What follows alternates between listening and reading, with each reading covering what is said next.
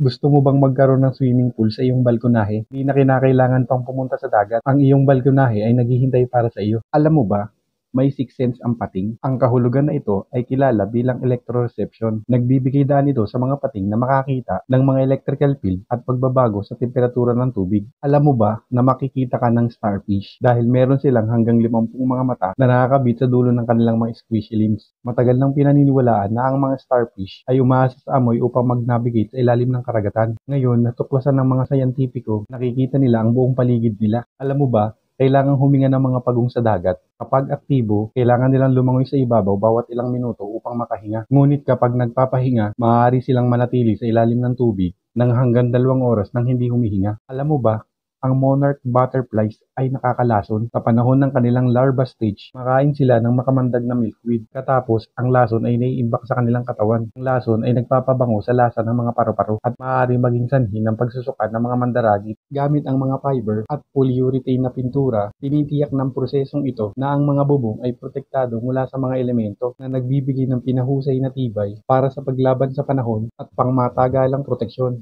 Paano humihinga ang mga dolphin kapag natutulog? Ang mga dolphin ay mga mamal. Kailangan nila ng hangin upang mabuhay. Ang mga buto at istruktura ng mga katawan ng dolphin ay iniaangkop upang lumutang ang mga ito. Mas mahusay silang lumutang kaysa sa mga tao at kapag natutulog sila, hindi sila lumulubog. Sa halip, lumulutang sila ng mga 10 pulgada sa ibaba ng tubig. Kung iisipin, ang mga high-tech na bubong ay talagang mahusay. Ang 600 taong gulang na teknik na ito ay maaaring talunin silang lahat. Sa malalim sa kanayunan ng Ingles, ang ilang mga tahanan ay naglalagay ng dayami na ginagawa mula sa tangkay ng trigo at palay. Ang mga Dutch roof na ito ay mga natural na insulator, mainit sa taglamig, malamig sa tag-araw, kahangahangang hindi tinatabla ng tunog. Ang mga elepante ay nagbibigay ng kanilang sariling sunscreen. Pagkatapos maligo, tatabunan nila ang kanilang sarili ng buhangin at putik. Ito ay magpoprotect sa kanilang balat mula sa mainit na araw. Anong hayop ito? Ito ay isang meerkat. Ano ang tinitingnan nito? Ang mga meerkat ay makakita ng mga mandaragit na ibon mula sa mahigit 1,000 talampakan ng layo. Sila ay napakasosyal na mga hayop na naninirahan sa mga pangkat at nagtutulungan silang bantayan ang mga mandaragit. Ano ang tawag sa grupo ng mga gorilya? Isang army,